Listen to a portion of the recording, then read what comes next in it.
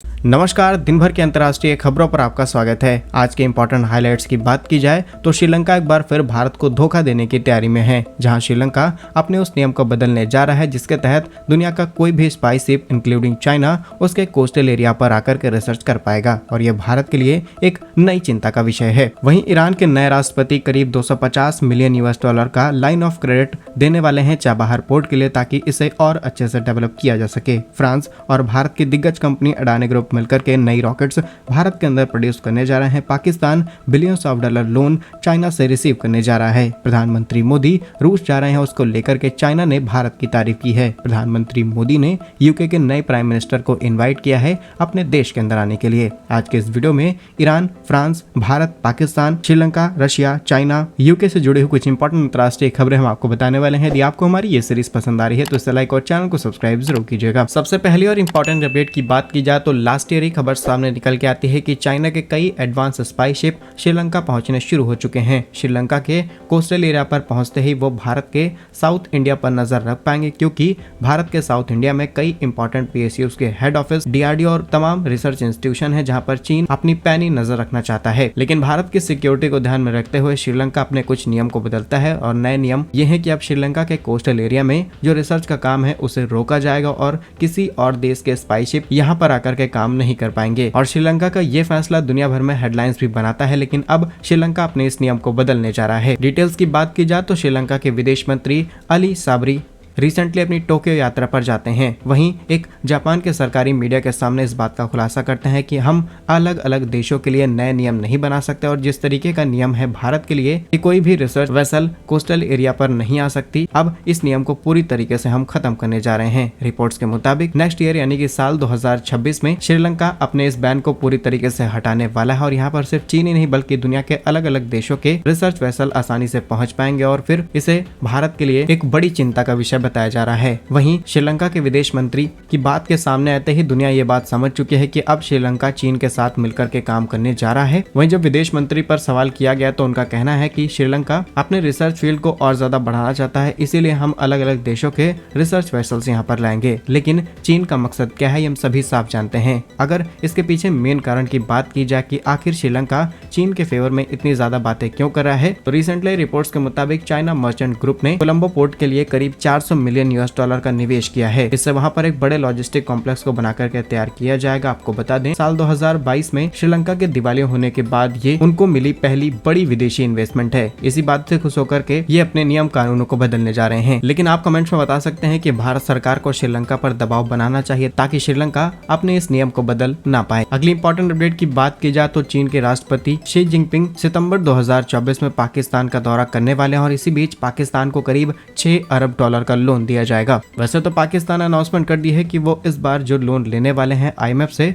वो उनका last loan होने वाला है, इसके बाद वो कोई भी कर्ज नहीं लेंगे। लेकिन पाकिस्तान के पास जिस तरीके के इकोनॉमिक क्राइसिस हैं उन्हें लोन पर ही डिपेंडेंट रहना पड़ेगा और अब चीन करीब 6 अरब डॉलर का लोन देकर के इनकी काफी बड़ी मदद करने जा रहा है, लेकिन इसका काफी बड़ा हिस्सा उसी काम में इस्तेमाल करेगा जो भारत के लिए चिंताएं पैदा करता है। यदि आप उस बात को समझ गए हैं तो कमेंट्स में जरूर बताइएगा। अगली इंपॉर्टेंट अपडेट की बात की जाए तो सामने निकल के आ रही है फ्रांस और भारत से जुड़ी हुई, जहां पर फ्रांस की कंपनी थेल्स और भारत की company Adani defence and aerospace मिलकर के एक नए कॉन्ट्रैक्ट को फाइनलाइज कर चुके हैं, जिसके बाद थेल्स भारत के अंदर 70 mm के रॉकेट सिस्टम को प्रोड्यूस करने पर काम करने जा रही है। एक नई फैक्ट्री सेटअप की जाएगी और इन नई रॉकेट सिस्टम का प्रोडक्शन भारत के अंदर शुरू होने वाला है। जिन 2 इंपॉर्टेंट रॉकेट सिस्टम का प्रोडक्शन भारत के अंदर किया जाएगा उसमें पहली है FZ-275, ये एक लेजर गाइडेड रॉकेट है। वहीं दूसरी है FZ-90, ये एक unguided folding fin aircraft rocket है। दोनों ही रॉकेट सिस्टम बहुत ही ज्यादा एडवांस क्वालिटी के रॉकेट सिस्टम है और भारत के अंदर प्रोड्यूस होंगे, यानी कि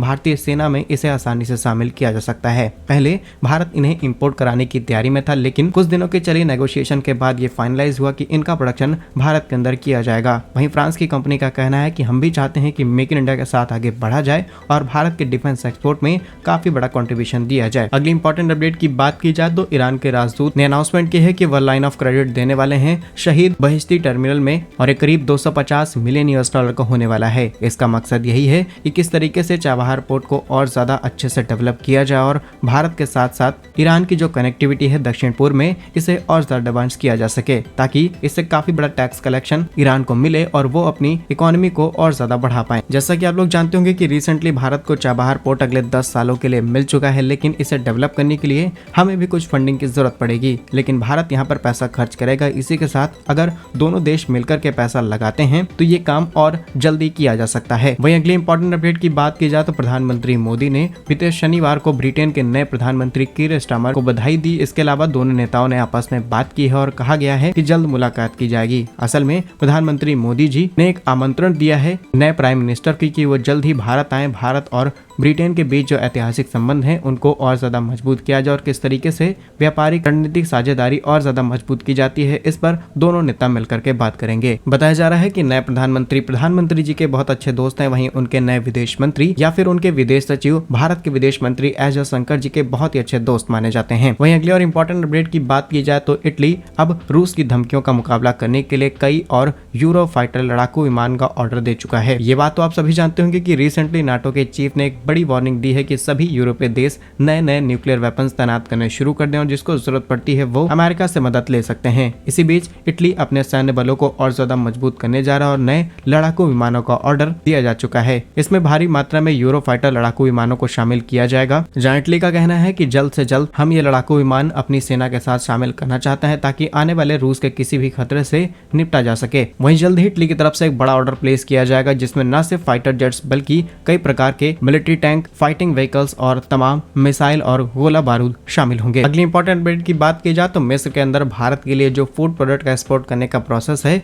वो और ज्यादा आसान होने वाला है, क्योंकि मिस्र के राजदूत ने बताया है कि अब हलाल सर्टिफिकेशन का जो प्रोसेस है और इसकी एक नई एजेंसी भारत के अंदर शुरू की जा रही है। ये पूरे भारत के लिए काम करेगी और भारत भर से जो चीजें हलाल सर्टिफिकेशन के तहत दुनिया भर में एक्सपोर्ट की जाती हैं इसे यहाँ पर आसानी से अप्रूवल मिल जाएगा। जानकारी के लिए आपको बता दें कि भारत की तरफ से इजिप्ट के अंदर भारी मात्रा में मीट और पोल्ट्री समेत डेयरी फूड प्रोडक्ट बड़ी मात्रा में एक्सपोर्ट किए जाने की तैयारी और लंबे समय से इसी चीज की डिमांड उठ रही थी और फाइनली इस नई एजेंसी के माध्यम से हमारा इनके देश के अंदर ट्रेड और ज्यादा बढ़ जाएगा। मिस्र के हिसाब से देखा जाए तो इस समय भारत उनके लिए सबसे बड़ा मीट एक्सपोर्टर कंट्री है। उनके राजदूत बताते हैं कि भारत से उनके देश के अंदर करीब 75 से 80% तक मीट इम्पोर्ट कराया जाता है। वहीं इस नए एजेंसी के माध्यम से न सिर्फ मिस्र को फायदा मिलने वाला है बल्कि वो सभी देश जहां पर हलाल सर्टिफिकेशन की जरूरत पड़ती है भारत के लिए ये रास्ते आसान हो जाएंगे। इसमें कई प्रकार के डेयरी प्रोडक्ट भारत आसानी से एक्सपोर्ट कर सकता है। अगली और इम्पोर्टेंट अपडेट की बात की जाए तो पीएम मोदी जल्द ही रूस की यात्रा पर जाने वाले हैं, लेकिन इसी चीज को लेकर के चीन काफी ज्यादा खुश नजर आ रहा है और जम करके